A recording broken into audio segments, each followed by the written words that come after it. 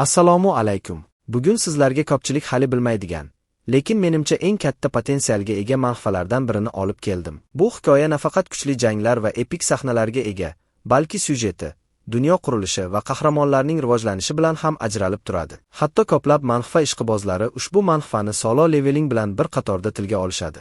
Ba'zilar esa ayrim jihatlari bo'yicha undan ham qiziqroq deb hisoblashadi. Shuning uchun agar sizga solo leveling, regressiya, kuchli qahramonlar va epik hikoyalar yoqsa, bu manfa siz qidirayotgan asar bo'lishi mumkin. Unday bo'lsa, videoga qulayroq joylashib oling. Videoga like bosishni unutmang va keling, hikoyani boshlaymiz. Hisoblash boshlandi.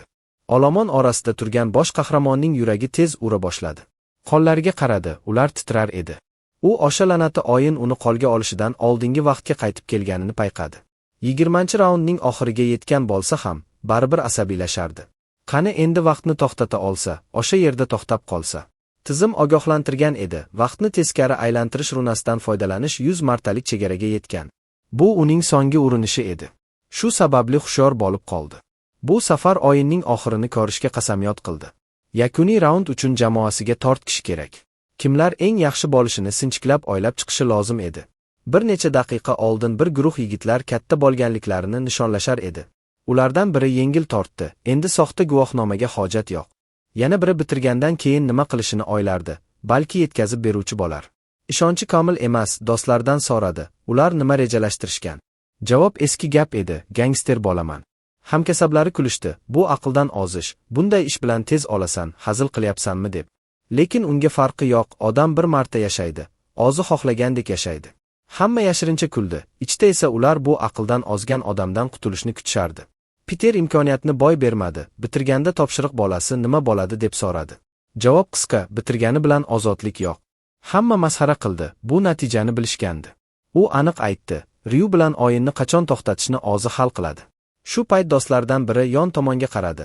Ularning ro'parasidagi odam topshiriq bola emasmi deb. Yong Min ha dedi, lekin bosh qahramonga qaradi va galati aura sezdi. Sarosimaga tushdi, togri ko'rganmi deb. Bosh qahramon qalpoqchasini yechdi. Orqasiga tikildi. Gangster hayratda qoldi. U ham galati narsani payqayotgan edi.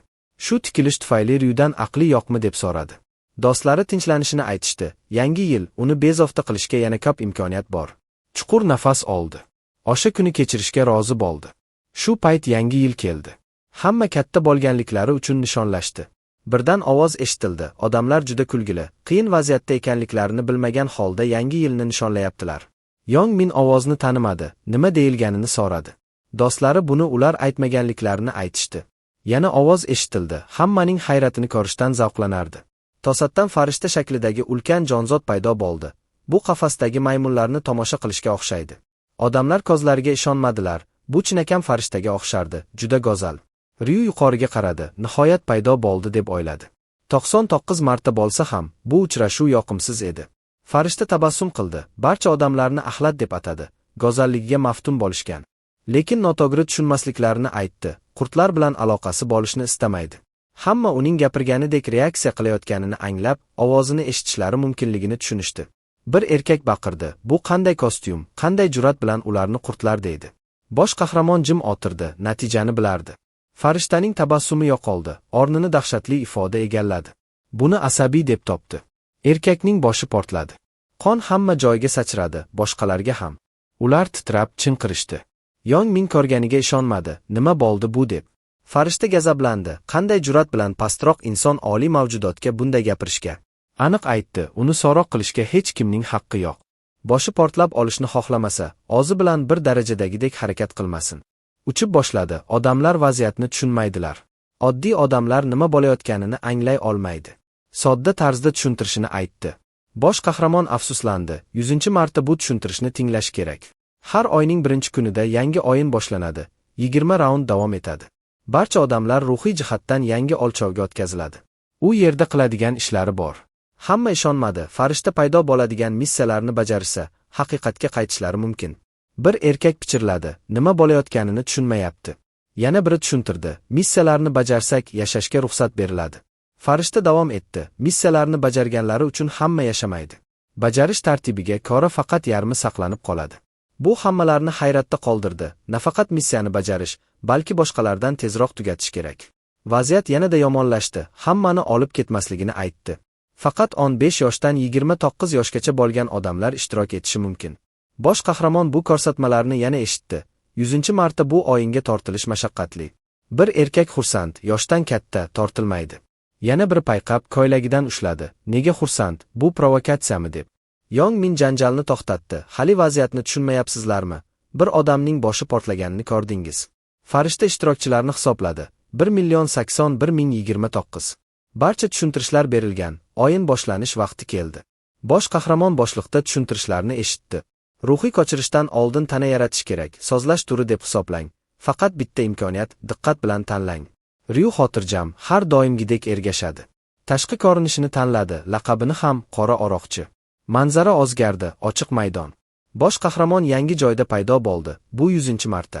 Harakatlarini sinab ko'rdi. Bu tashqi ko'rinishni 12 urinishdan beri ishlatadi. O'zining haqiqiy tanasidek his qiladi. Boshqalar ham ko'chirildi. Qayerda ekanliklarini bilmadilar, samolyotga o'xshardi. Tanalari o'zgarganidan hayratda.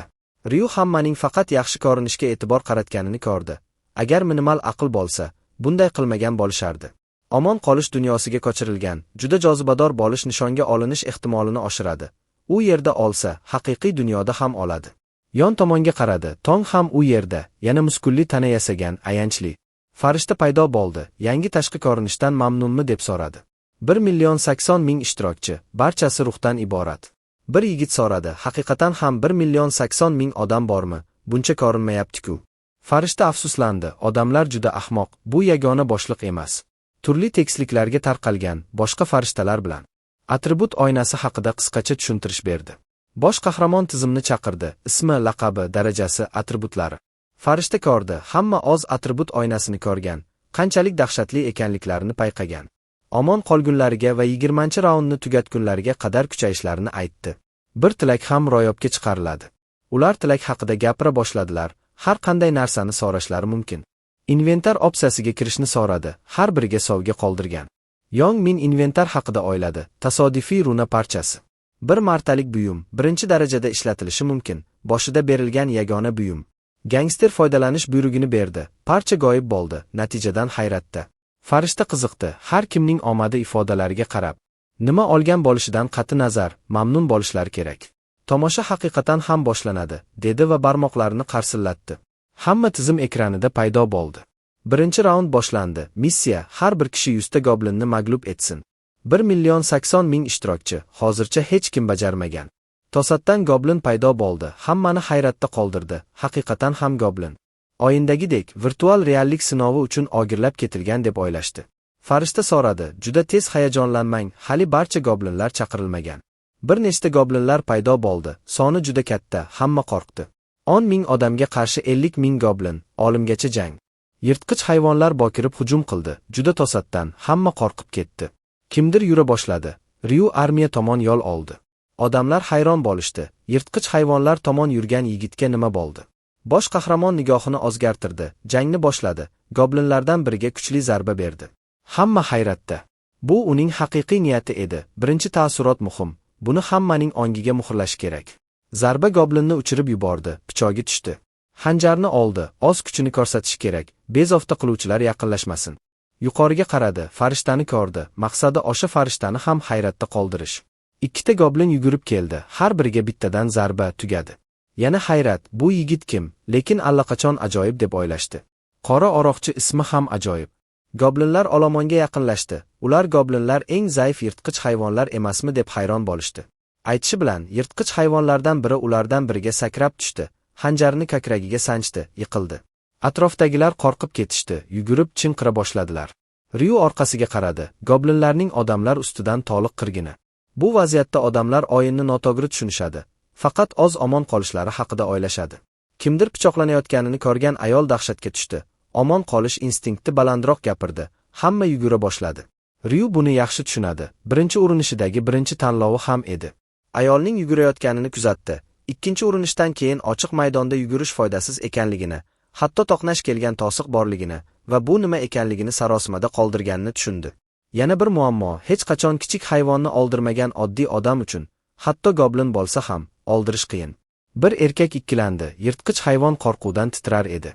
Keyin ifodasini o'zgartirdi, yana xanjar chiqardi. O'sha xatosi uchun yigitga hujum qildi. Bir necha kishi allaqachon qirg'in qilingan. Farishta kulib yubordi. Odamlar va goblinlar o'rtasidagi jang kulgili.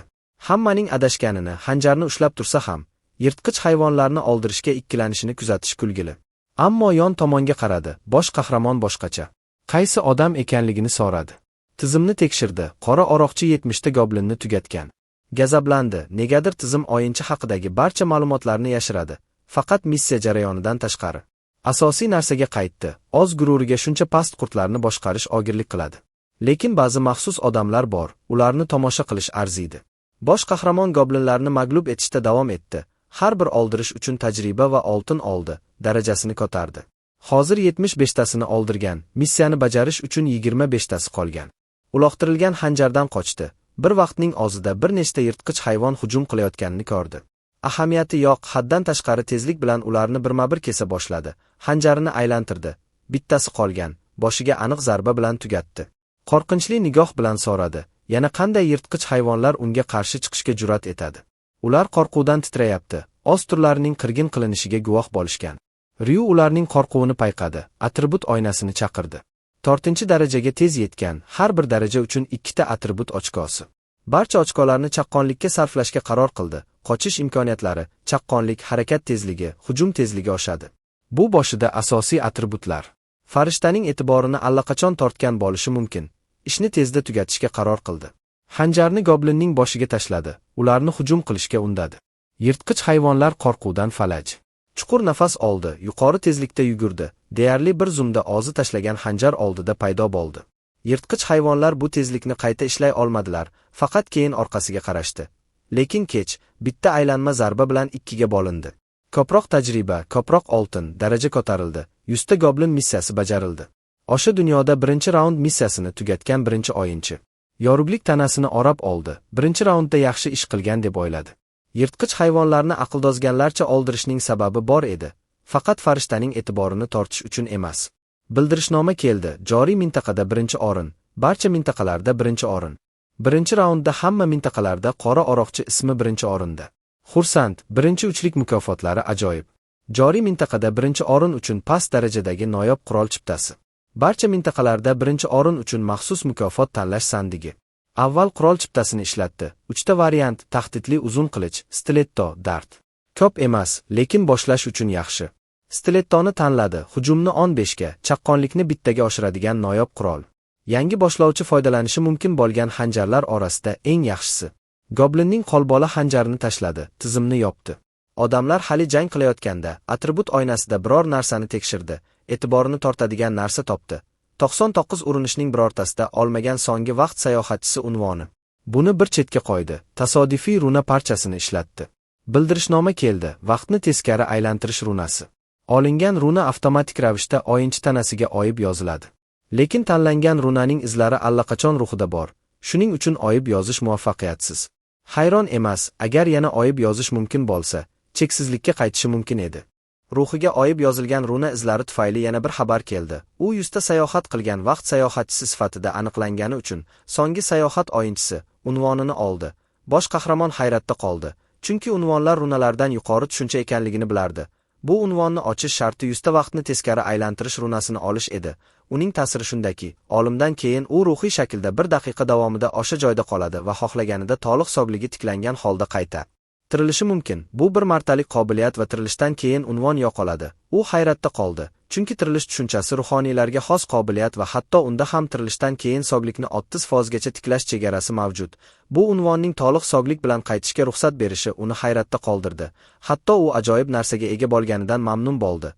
Bu unvon qanchalik kuchli ekanligini bilib, uni shaxsiy holatga o'rnatishga qaror qildi. Shunda unvon uning identifikatori ostida ko'rsatilmaydi, lekin ta'sirlari normal tarzda qo'llaniladi. Keyin u bir oz cho'zildi va bu vaqtda ko'proq odam missiyani tugatayotgan bo'lishi kerak. Masalan, Yong Min, u yaxshi ish qilayotgan bo'lishi mumkin, deb o'yladi.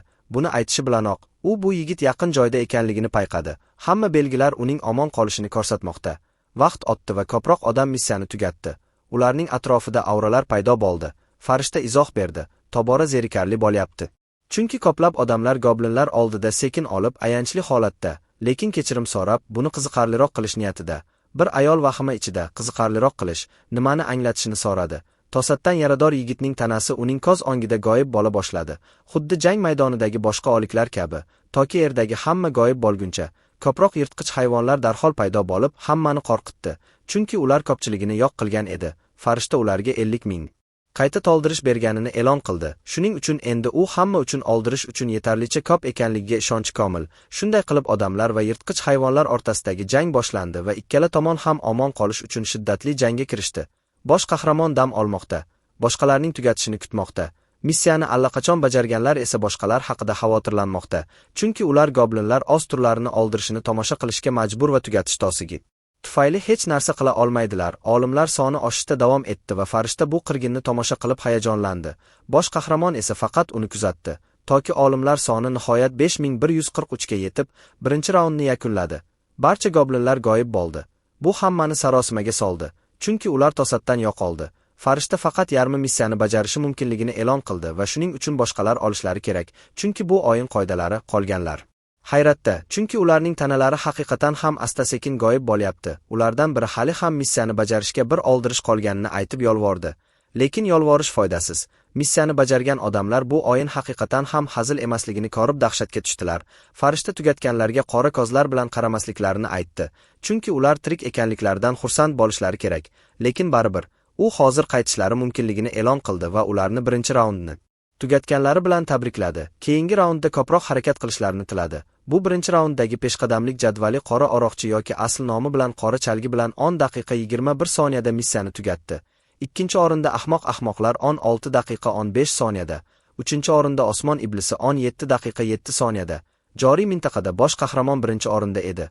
Hayot hujjatli filmdek ikkinchi va o'ng qo'limdagi qora ajdaho uchinchi o'rinda edi. Yana bir bildirishnoma qora oroqchi butun mintaqa va mahalliy mintaqada birinchi o'rinni egallaganligi haqida ogohlantirdi. Shu sababli ikkita buyum allaqachon unga, qo'shimcha ravishda u hali yigib olmagan 1000 oltin ham yetkazilgan.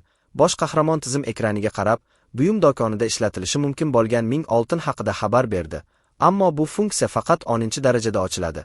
Odamlar unga qaray boshladilar va shundan ma'lumki, hamma u yerda kim birinchi ekanligini allaqachon biladi. Farishta butun mintaqadagi birinchi o'yinchi uning hududida ekanligiga hayron bo'ldi va shuning uchun oroqchidan savolga javob berishini so'radi. U gapirishini so'radi va u qanchalik kuchli ekanligini va tasodifan maxsus runa yoki shunga o'xshash narsa olganmi deb so'ray boshladi. Bu gap o'rtasida u bu savolni berishda xato qilganini tushundi. Lekin juda kech, chunki bosh qahramon uning atribut oynasini ko'ra olmaydimi deb javob qaytardi. Farishta xijolat bo'lib, u haqiqatan ham ko'ra olishini, chunki farishta uchun bu ma'lumotni ko'rmaslik mumkin emasligini va aslida u shunchaki uni sinab ko'rayotganini javob qildi. Ryu faqat tabassum qildi va unga qo'ng'iroq qilib, iltimos qila oladimi deb so'radi. U buni kutilmagan deb topdi va bosh qahramonga qarab, bu qanday iltimos ekanligini so'radi. U javob qildi: "Aftidan birinchi o'rin uchun mukofot biroz yetishmayapti." Atrofdagi odamlar uning farishtani so'roq qilayotganini ko'rib hayratda qoladilar, toki u butunlay ifodasini o'zgartirib, aytganini takrorlashga jur'at etishini so'radi. U o'zini qo'rqitishiga yo'l qo'ymay, yaxshiroq narsa olishni kutganini aytdi. U shunchaki bir odam buni aytayotganiga ishonmadi va uni yana aytishini so'radi. Bosh qahramon mukofotlar yoqmaganligi uchun takrorladi va yaxshiroq narsa xohladi. Ular bir zum jim turishdi va u butunlay gazablanib, bir parcha axlat qanday qilib biror narsa so'rashga jur'at etishini va u hatto boshida qiziqarli bo'lgani uchun uni kuzatib turishni rejalashtirganini tasavvur qildi. Ammo yigit uni haqiqatan ham shunday muomala qilmoqda, chunki u bir necha goblin oldirgan va shuning uchun qo'lini ko'tardi. Chunki bunday kulgili odamning boshi portlatilishiga loyiqdir. Biroq u ikkilandi, chunki u kimnidir oldirish uchun o'zining noyob qobiliyatini allaqachon ishlatgan va yana oldirish uchun boshqa imkoniyatni kutish kerak bo'ladi. U bu haqda o'yladi va uning fikrida bir g'oya shakllandi, chunki u bosh qahramonga aniq nima berishi mumkinligini biladi. U bosh qahramonga qaradi va yaqinlashib, odatda bunday iltimoslarni e'tiborsiz qoldirishini, lekin u bu haqda o'ylab, ular bilan shaxsiy muhokama qilishini va boshqalardan bir oz kutishlarini so'radi. Ryu o'z tosigidan chiqib, u haqiqatan ham boshqa mukofot bermoqchiligiga ishonmadi va odamlar orasidan o'tayotganda, u yong min tomon qarab, u hech qayerdan tikilib qolganidan sarosimaga tushdi. Bosh qahramon faqat tabassum qildi va farishta bilan o'rmon tomon yurishda davom etdi. U nega bunchalik uzoqda ekanligini so'radi, chunki u har safar gapirganda orqasiga qarashni xohlamaydi. U buni jahl bilan aytdi, chunki odamlar faqat ovozini ko'targanda eshitgandek va hatto tinglashni bilmaydigan irq uchun ular juda ochko'z. Bundan tashqari u tizim allaqachon unga tayinlagan narsani qanday o'zgartirish kerak deb hayron bo'ldi, chunki u hech qachon odam uchun Bunday qilmasdi. Keyin u ifodasini o'zgartirdi, chunki u ochko'z hasharotlarga nima bo'lishini ko'rsatmoqchi, chunki ular oldingi toshdan otganlarida, ular bir zumda olishadi. Ular yurishda davom etdilar. Farishta esa ishlar noto'g'ri ketishi ehtimoli katta ekanligini o'yladi, chunki noyob qobiliyatdan foydalanmasdan shaxsiy sabablarga qora o'yinchini oldirish muammo va agar o'yinchilar adolat uchun isyon ko'tarishsa, bu uning o'yin ustidan nazoratini butunlay buzishi mumkin. Shu sababli unga guvohlar bo'lmasligi kerak. U bu haqda o'yladi va keng yovuz tabassum qildi, chunki uni tugatish vaqti keldi va buning uchun u o'girilib, u haqiqatan ham qo'shimcha tilak xohlaydimi deb so'radi. Biroq buni qilganida u o'ziga kelayotgan mushtni sezmadi va bu uning yuziga to'g'ri kelib, uni tosh tomon uloqtirdi va uni nima bo'lganligi haqida sarosimada qoldirdi. U zarbani olgandan keyin yerga yiqildi va bir odam uni urishga jur'at etganiga ishonolmadi. Darhol u o'rnidan turib bosh qahramonni badbashara deb atadi, lekin uning qayerda ekanligini ko'ra olmadi. U shunchaki g'oyib bo'lganmi deb hayron bo'ldi, toki u uning orqasida paydo bo'lib, qanotlaridan ushlab uni qo'rqitdi. U nima qilmoqchi ekanligini so'radi. Bosh qahramon jiddiy ifoda bilan uning qanotlarini tortdi. Farishta azobdan chinqirdi. U hech qanday reaksiya ko'rsatmadi. Uni faqat igloqi deb atadi. U boshqa qanotni tortishda davom etdi. Har bir tortishda farishta balandroq chinqirdi. Bu unga ishonch bagishladi. Endi u qochib qutula olmasligini biladi va og'riyaptimi deb so'radi. U og'riyotgani aniq ekanligini javob qildi. Lekin unga ahamiyati yo'q, chunki 5 daqiqa oldin u aniq savol so'ragan va keyin yomon kulib qo'ygan edi. U aqldan ozganmi deb so'radi, chunki u nima haqida gapirayotganini bilmaydi. Lekin Ryu uning qanotida yashirgan xanjarni ko'rsatdi, chunki u uni oldirishga urinmoqchi edi. U tushunmayotgandek qilib, hech qachon bunday narsani rejalashtirmaganligini aytdi, lekin bosh qahramon hamma narsani allaqachon bilardi, chunki bu uning yuzidan aniq edi. Shuningdek, uni ismi bilan Bureal deb chaqirdi. U shunchaki ishonolmadi. Oddiy odam uning ismini qanday bilishini so'radi. U inventardan qilichini chiqardi. Bu uni qo'rqitdi. U bu xanjar bilan nima qilmoqchi ekanligini so'radi va barmog'ini ko'rsatib, barmoqlarini bir qarsillatish bilan boshini portlatish bilan tahdid qildi. Ryu shunchaki tabassum qildi. Uning bu qobiliyati yo'qligini aytdi. Bureal xavotirga tushdi, chunki u tobora ko'proq siqilib qolmoqda va agar biror narsa yuz bersa, uning do'stlari jim turishmasligiga haqiqatan ham ishonadimi deb so'radi. U uni mashara qilib, barcha farishtalar xudbin va boshqalarning muammolariga ahamiyat bermasligini biladi. Shuning uchun uning yashashi yoki olishi ular uchun farq qilmaydi. U oxirgi narsani sinab ko'rdi. Agar uni oldirsa, pushaymon bo'lishini aytdi, chunki buning hech qanday foydasi yo'q. Bosh qahramon unga allaqachon jim bo'lishini aytdi, chunki u tizim uni avtomatik ravishda aholi tugagach qaytarganida baribir ketishini biladi. Yana bir bor u ishonolmadi. Bularning hammasini qanday bilishini so'radi va faqat yana bir imkoniyat so'rab yalindi, chunki u unga har qanday ma'lumot berishi mumkin edi. Biroq u bunga hojat yo'qligini aytdi va uning qo'rqqan yuziga qarab, agar unga biron bir ma'lumot kerak bo'lsa, uni allaqachon qiynayotgan bo'lishini aytdi, chunki u bu o'yinda faqat bir piyoda, shunchaki yo'lboshchi va boshqa hech narsa emasligini biladi. Buni aytib, u hujum qildi, xanjarni uning ko'kragiga sanchdi. Qon hamma joyga sachraydi va uni jonsiz holda yerga yiqitdi. Tizim bir farishta mag'lub etilganligini e'lon qildi va u birinchi farishta mag'lub etgan o'yinchi ekanligini tasdiqladi. Shuning uchun birinchi farishta qotili unvoni berildi. Shu sababli u birinchi farishtani oldirgani uchun farishta qoni bilan mukofotlandi. U bu mukofotlarni ko'rib hayajonlandi, chunki bu mukofotlarni birinchi bo'lib olish kutilgan edi. Masalan, qirgin runasi, olingan runa avtomatik ravishda o'yinchining tanasiga oyib yoziladi. Endi birinchi farishta qotili unvoni haqida shart asosan farishtani oldirgan birinchi o'yinchi bo'lishdir.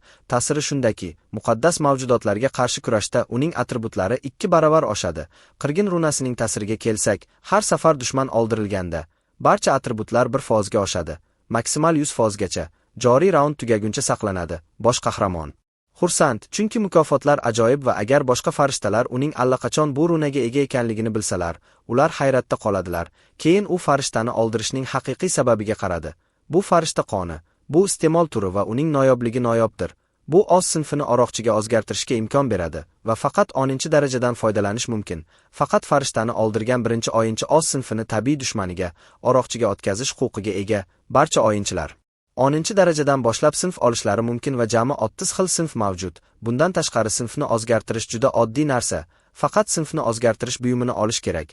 Bu odatda off qilish yoki oddiy shartlarni bajarish orqali olinadi. Biroq har doimgidek istisnolar mavjud. Masalan, maxsus sharoitlarda olingan noyob sinfga o'zgartirish kabi.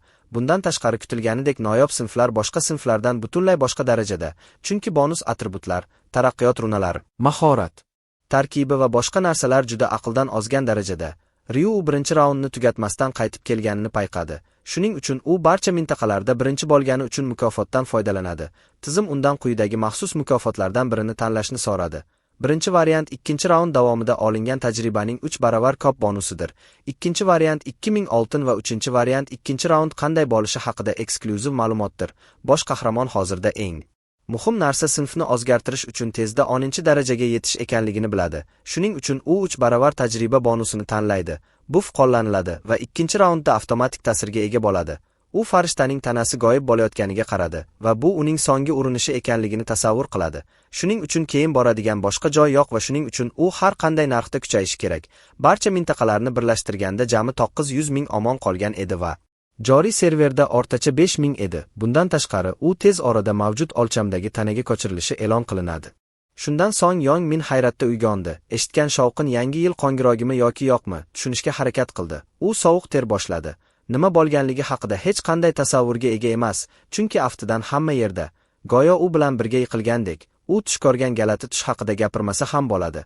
U telefonini oldi va soat ertalab 5:20 ekanligini payqadi. Bu uning tushida o'tkazgan vaqti haqiqiy hayotdagi vaqt bilan bir xil ekanligini anglatadi. Do'stlari ham boshlari og'rib, tanalari bilan birga uyg'ona boshladilar. Yigitlardan biri Yong Mindan hushidan ketdimi deb so'radi. U ha deb javob berdi va hamma hozir ham hushidan ketgan. Ular hamma bir vaqtning o'zida hushidan ketishdan tashqari, boshqa dunyoda bir xil galati tush ko'rganliklariga ishona olmadilar. Gangster u ham bu galati tushni ko'rganini javob qildi.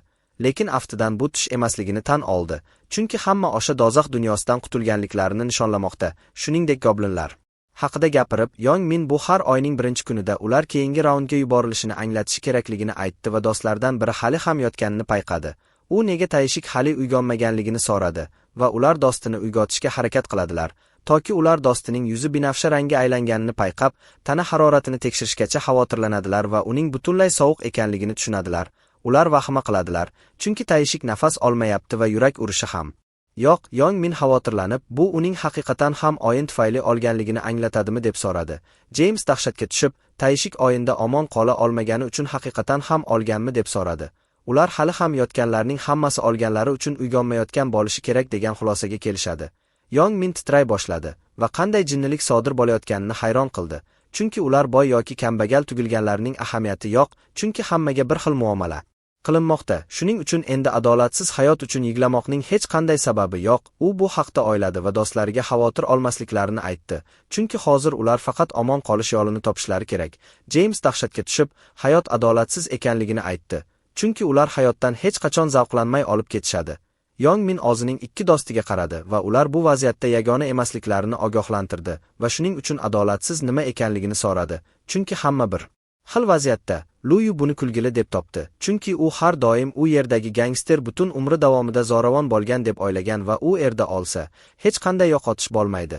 Toki u chiroyli yigit atrofga qarab, tasodifan xabarchi bolani qidirayotganini so'raguncha, u badbasharani hech qayerdan topa olmasligini javob qildi va bosh qahramon qayerga ketganini hayron qila boshladi, chunki u hushidan ketishdan oldin qayerda ekanligini aniq ko'rganiga ishonchi komil va balki u birinchi raunddan o'ta olmagandir degan xulosaga keladi, chunki u zaif edi. Shu paytda u yon tomonga qaradi va bir yigit yurganini ko'rdi.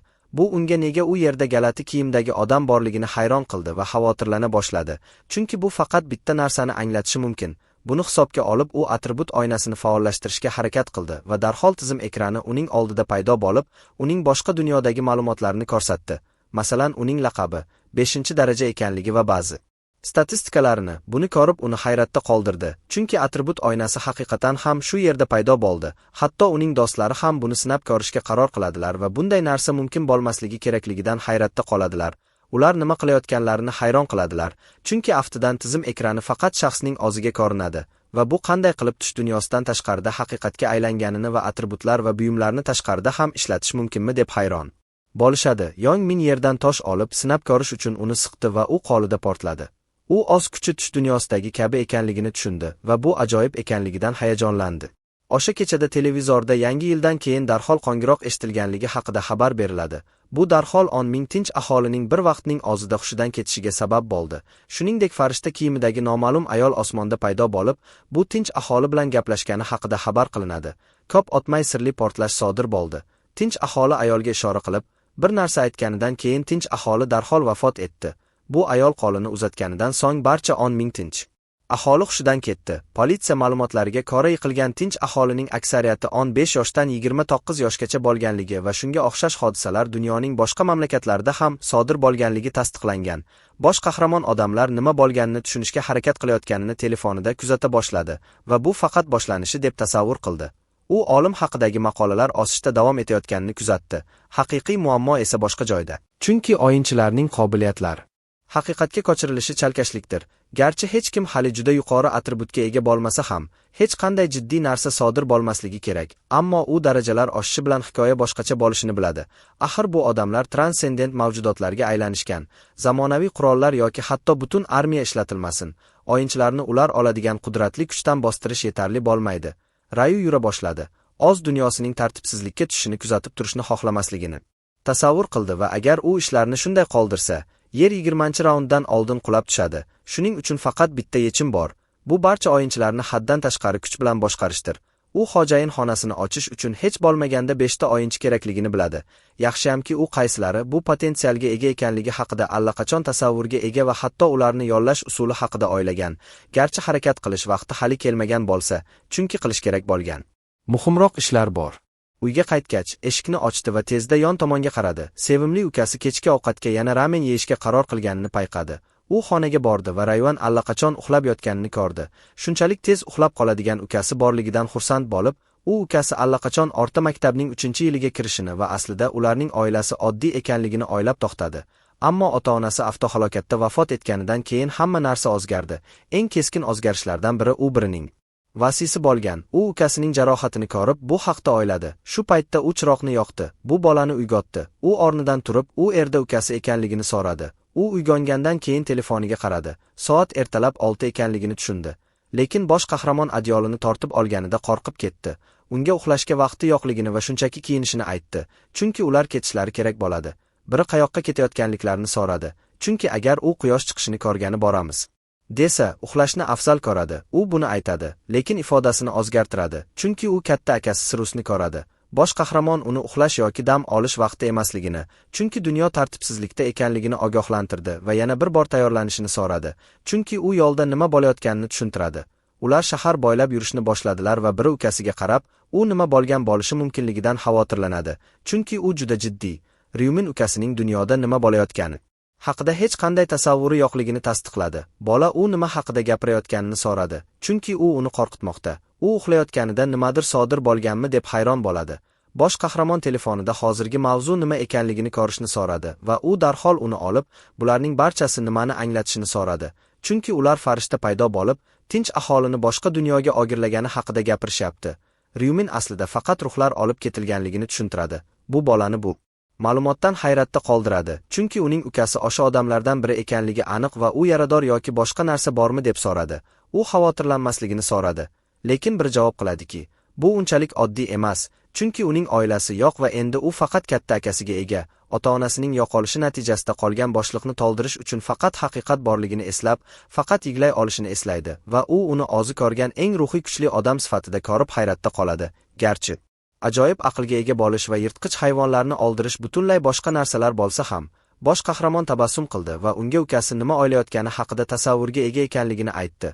O'sha dunyoda o'yinlardagidek atributlar deb nomlangan tizim borligini, shuning uchun uning jismoniy qobiliyati u yerda unchalik muhim emasligini aytdi. Bundan tashqari u keyinroq unga ba'zi narsalarni ko'rsatishini, shuning uchun u xavotir olmasligini aytdi va agar u bu haqda ko'proq bilmoqchi bo'lsa, unga ergashishi kerak. Biroq biri ko'chaning o'rtasida to'xtab, kutishni xohlamasligini aytdi va agar u ergashishni xohlasa, u erda tushuntirish kerak. Aks holda u endi qimirlamaydi. Yana bir bor iltimos, unga aytishini so'radi.